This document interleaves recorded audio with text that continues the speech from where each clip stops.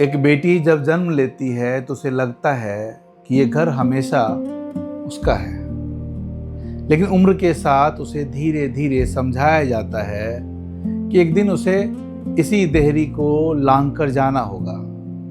शादी के बाद वह बेटी उसी घर में कभी मेहमान जैसी महसूस करने लगती है। ये कविता उसी बेटी की कहानी है जो बचपन में घर की जान थी और वक्त के साथ सबकी बुआ बन गई। सुनिए, बिटिया से बुआ तक।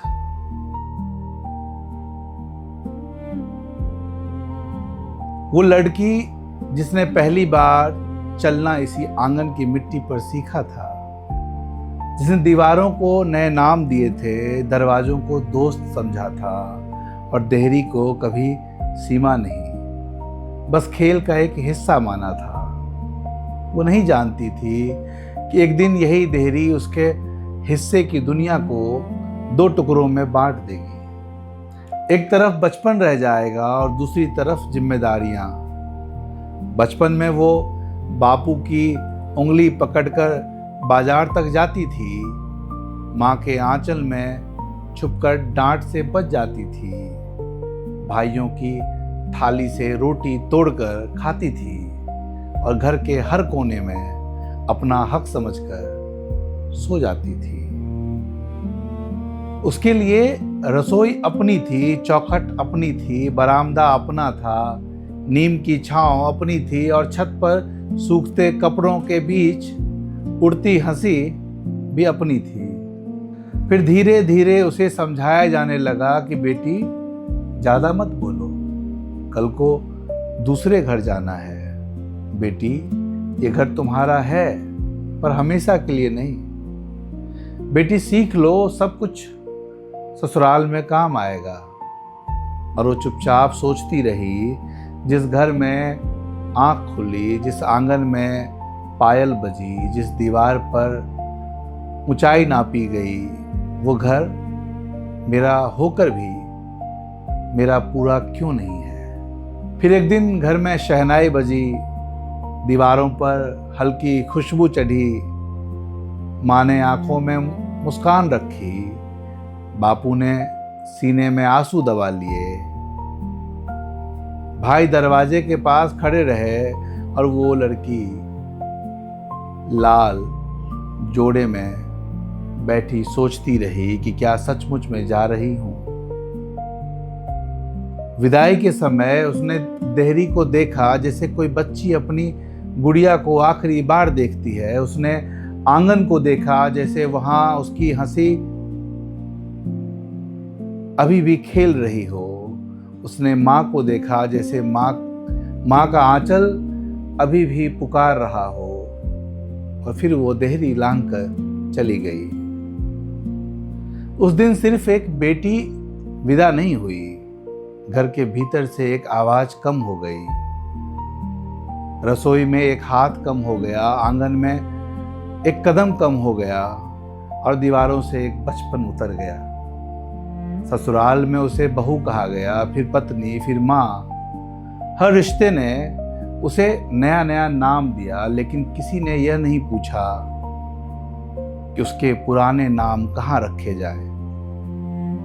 वो हंसती रही, सबका मान रखती रही, पर रात के किसी कोने में जब कभी मायके की याद आती तो उसका मन धीरे से उसी पुरानी देहरी पर बैठ जाता था। साल में 2 बार वो मायके आती, 2 दिन के लिए। पहले जिस घर में वो बिना पूछे घुसती थी, अब दरवाजा खटखटा कर आती है। पहले जिस रसोई में भूख लगते ही रोटी सेक लेती थी, अब पूछती है कि कुछ काम हो तो बता देना। पहले जहां वो अपनी मर्जी से सो जाती थी, अब पूछती है कि मैं कहाँ सो जाऊं। पहले जिस घर में उसकी पसंद से सब्जी बनती थी, अब वो कहती है कि जो बना है वही ठीक है। कितना बदल जाता है ना सब कुछ। घर वही रहता है, दीवार वही रहती है, दरवाजे वही रहते हैं, पर बेटी के लिए उसका अपना घर मेहमान खाना हो जाता है। धीरे धीरे भाई बड़े हो जाते हैं, भाभियां घर संभाल लेती हैं, माँ बूढ़ी हो जाती हैं, बापू तस्वीर में मुस्कुराने लगते हैं। और वो लड़की जो कभी इस घर की बिटिया थी, अब बच्चों के लिए बुआ हो जाती है।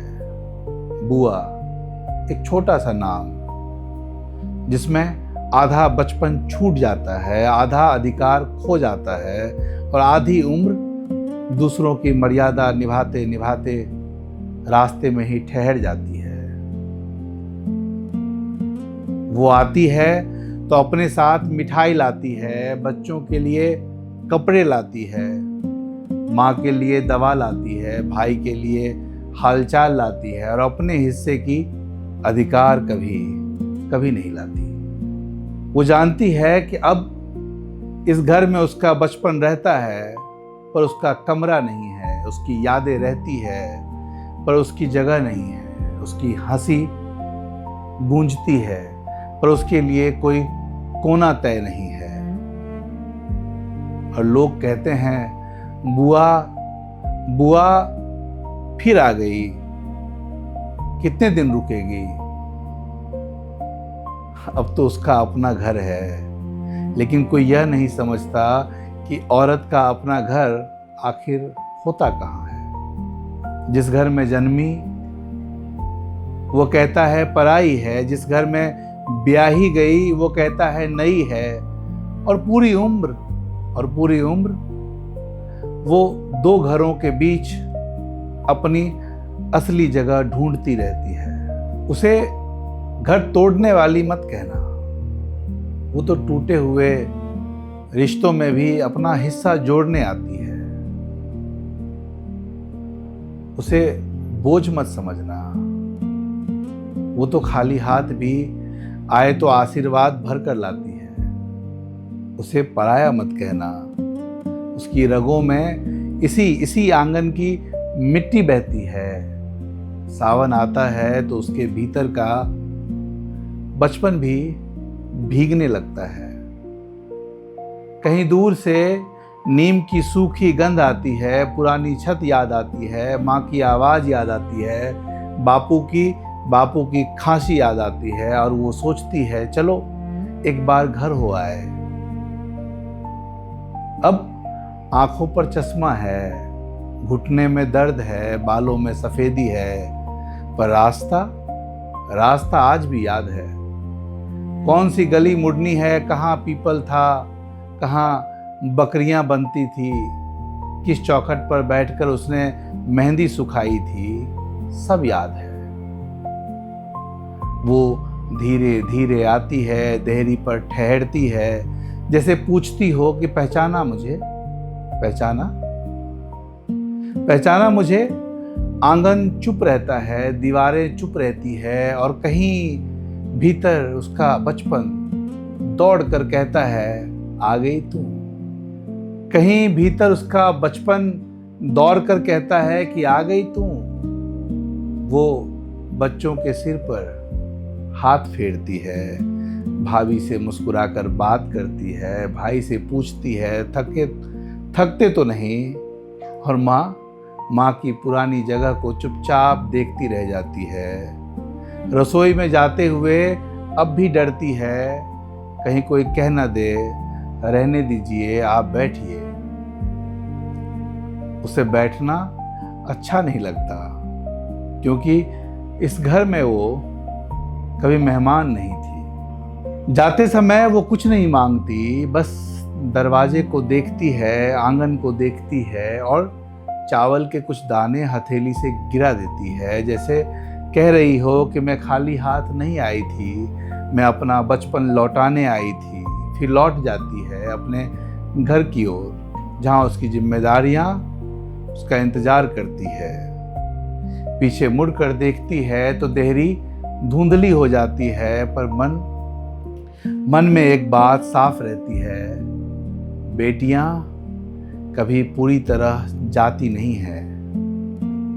वो घर की दीवारों में रह जाती है, रसोई की खुशबू में रह जाती है, आंगन की धूप में रह जाती है, भाइयों की याद में रह जाती है और सावन आते ही बुआ बनकर लौट आती है। क्योंकि बुआ सिर्फ रिश्ता नहीं होती, वो उस घर की पहली हंसी होती है जो शादी के बाद भी अपना रास्ता नहीं भूलती। वो पराई नहीं होती, बस उसे पराया मान लिया जाता है। और सच तो ये है, जिस घर में कभी बेटी हंसी हो वो घर कभी उसका पराया होता ही नहीं। लोग अधिकार छीन लेते हैं पर बचपन नहीं छीन पाते। इसलिए जब भी कोई बूढ़ी बुआ सावन में घर चली आए तो उसे मेहमान मत समझना। हो सके तो देहरी से पहले ही उसका हाथ पकड़ लेना, क्योंकि वो घर लेने नहीं आती, वो अपना खोया हुआ बचपन थोड़ी देर जीने आती है। वो अपना खोया हुआ बचपन थोड़ी देर जीने आती है।